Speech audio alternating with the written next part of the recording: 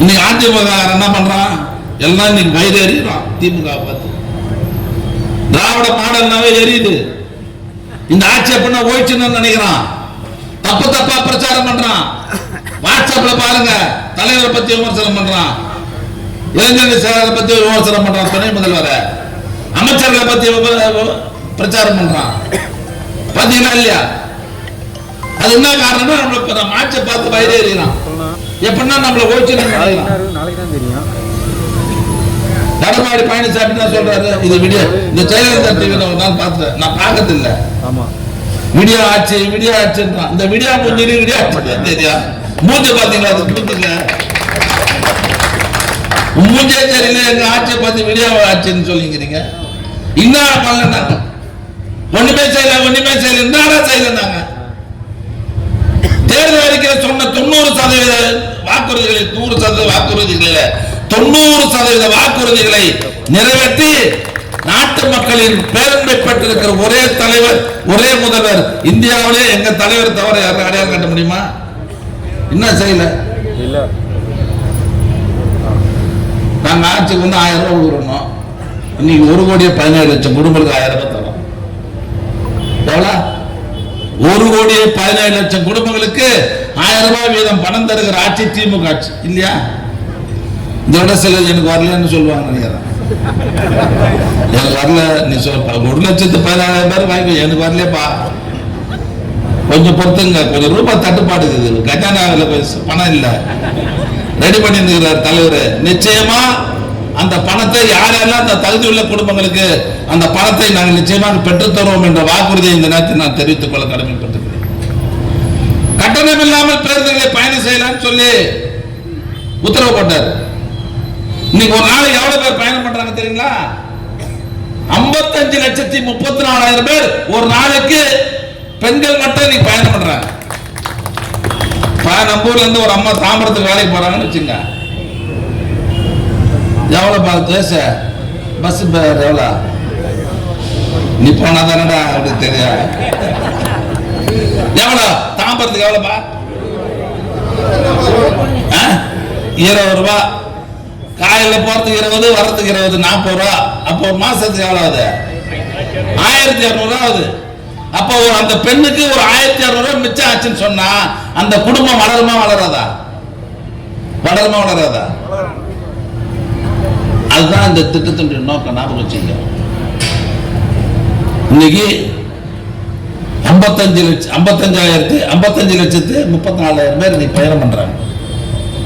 காலை சிற்றுண்டி தினம். நம்மலாம் வந்து நகர்ப்புறத்தில் இருக்கிறோம், புறநகரில் இருக்கிறோம். கிராமங்களில் நாங்களாம் இந்த விக்கிரவாண்டி எலெக்ஷன் எல்லாம் போனோம். இப்ப நம்ம ஊர்ல ஒரே ஒரு அம்மா சித்தால வேலைக்கு போன கூட 1000 ரூபாய் சம்பளம் இல்லையா?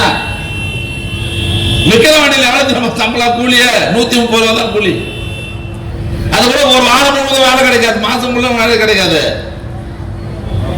3 நாள் 4 நாளைக்கு மேல வேலை கிடைக்காது. இப்ப நான் சொல்றேன், அது கூட சேர்ந்தா டிவியில் நமக்கு எதிர்ப்பான டிவியில் என்ன பண்ண, கீழே வெட்டி மேல வெட்டி அமைச்சரின் ஆணவ பேச்சுன்னு போடுறான். பார்த்திருப்பீங்க நீங்க. நான் இப்ப சொல்றது கேட்டு சொன்னதை செய்து சொல்லணும் இல்லையா ஜனங்களுக்கு?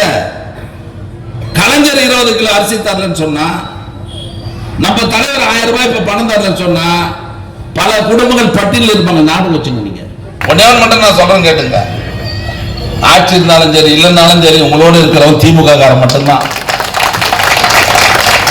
யாரும் கூட இருக்க மாட்டான். நாங்க இப்பதான் இருக்கிறவங்க கூட. ஆட்சி இல்லைன்னு சொன்னா, ஆட்சி இருந்தா ஆட்சியுடைய அதிகாரத்தை பயன்படுத்தி பல்வேறு திட்டங்களை கொண்டு வந்து உங்ககிட்ட கொடுப்போம்.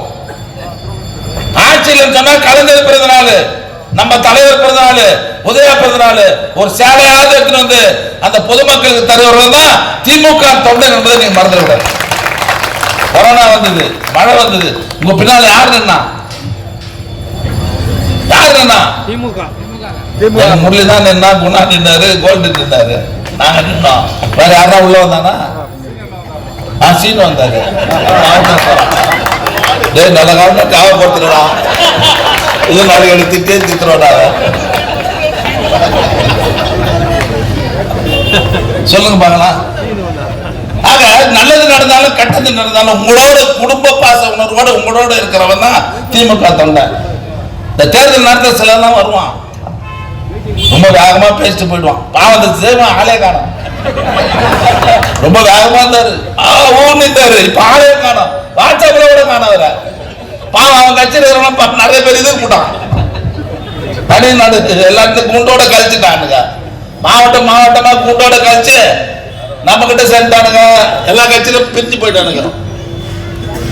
எல்லாருக்கும் அதான் நிலைமை. ஞாபகம் வச்சுங்க. தேர்தல் நேரத்தில் வருவானுங்க, வேகமா பேசுவானுங்க, கத்துவானுங்க. தேர்தலுக்கு அப்புறம் ஆள் இல்லாத போயிடுவானுங்க. அதெல்லாம் நம்ப கூடாது. சினிமாவுக்கு போனோமா, சினிமா பார்த்தோமா, ரசிச்சோமா, நம்ம காசு கொடுத்து சினிமாவுக்கு போறோம், பார்த்து ரசிச்சா சந்தோஷமா இருந்தே வந்துடணும். அதோட பார்த்துட்டு வெளியே வந்துடணும். அதுக்கப்புறம் கட்சியை தவிர வேற எதுவுமே நினைக்க கூடாது. அதெல்லாம் ஞாபகம் வச்சுங்க. இவெல்லாம் நான் சொன்ன நிறைய போட்டுடுவாங்க. அதுதான் அதனால நிறைய இப்ப நான் வந்தாலும் நிறைய டிவி வந்துருச்சு இப்போ. அதனால தான் ரொம்ப பக்குவமா அது அண்ணன் பேச போறேன், நீ பேசுவாங்க. அதை பத்தி பிரச்சனை இல்லை, நான் பேசுறதான் வம்பே வந்துடுது. அதனால தேர்தல் நெருங்கட்டும், நாங்க பாத்துக்கிறோம். பாதகம் செய்பவரை கண்டால் நாம் பயங்கொள்ளலாகாது பாப்பா, மோதி மிதித்து விடு பாப்பா, அவர் முகத்தில் உமிழ்ந்து விடு பாப்பா.